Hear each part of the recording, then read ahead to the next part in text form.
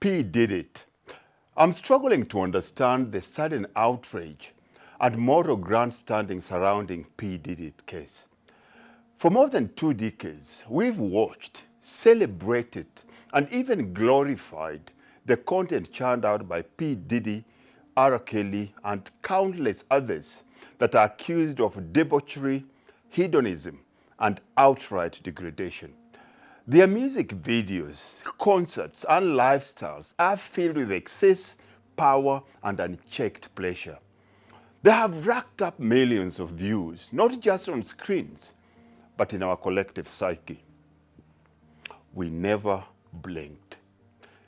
The public devoured it, demanded more, and reveled in their display of indulgence. And now, here we are, ready to cast stones and feign moral superiority, really? It is hard to stomach the hypocrisy. P. Diddy it isn't just a cultural figure. He is the embodiment of the American dream, a dream that has long been built on exploitation, power dynamics, and the backs of the marginalized African Americans. His rise to wealth and power mirrors a system that thrives on the oppression of the weak and glorification of those who can manipulate that system. It is not just his story. It is the story of the Western civilization, a continuation of the same colonial mindset that built empires by exploiting the vulnerable and the weak. We have cheered this for so long. We have celebrated excess. We have turned a blind eye to the suffering beneath it, and now suddenly we are appalled. The real scandal isn't just P. Diddy it alleged actions. The real scandal is our willingness to look the other way for decades as long as it entertained us. The Western world, at its very core, is an extension of colonization, a civilization built on the oppression of the few for the pleasure and comfort of the many. And in that, we are all guilty. We've been complicit in creating and consuming a culture that thrives on power imbalance, yet we're now eager to disown it when the mirror is held up too close to home. Perhaps it is time to stop pointing fingers outward and start reflecting on the culture that allowed this to flourish and check for so long. Let me ask you these questions. Why did we turn a blind eye for decades? How could we embrace these figures and their excesses only to suddenly claim moral outrage now? What changed? Was it the public mood, or are we just uncomfortable with the mirror being held up to our complicity? What does it say about collectively what our values are?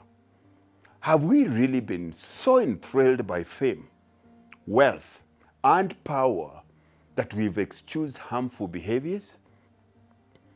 Why do we idolize those who manipulate and exploit only to condemn them when it becomes inconvenient to our conscience?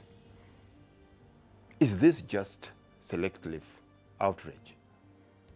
Do we pick and choose when to be outraged based on convenience, or are we truly committed to holding people accountable for their actions?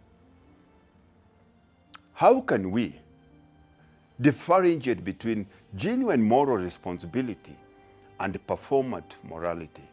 The line here is very thin and blurred. Are we part of the problem? Of course we are. How have we as a culture contributed to the environment that enabled these behaviors in the very first place? What role have we played in fueling a system that rewards excess and exploitation? How deep does our hypocrisy run? If we're now ready to cast stones, are we prepared to dismantle the broader systems of inequality and power that we benefit from? Or is it easier to focus on individual scapegoats like P. Diddy it while leaving the larger structure intact?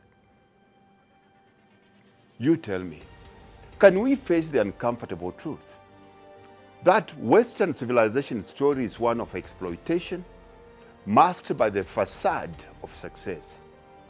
Are we willing to confront that history and our place in it to create meaningful change? These are the questions we must wrestle with if we are serious about justice. Not just in this case with P. Diddy, but in the world that we've allowed to thrive.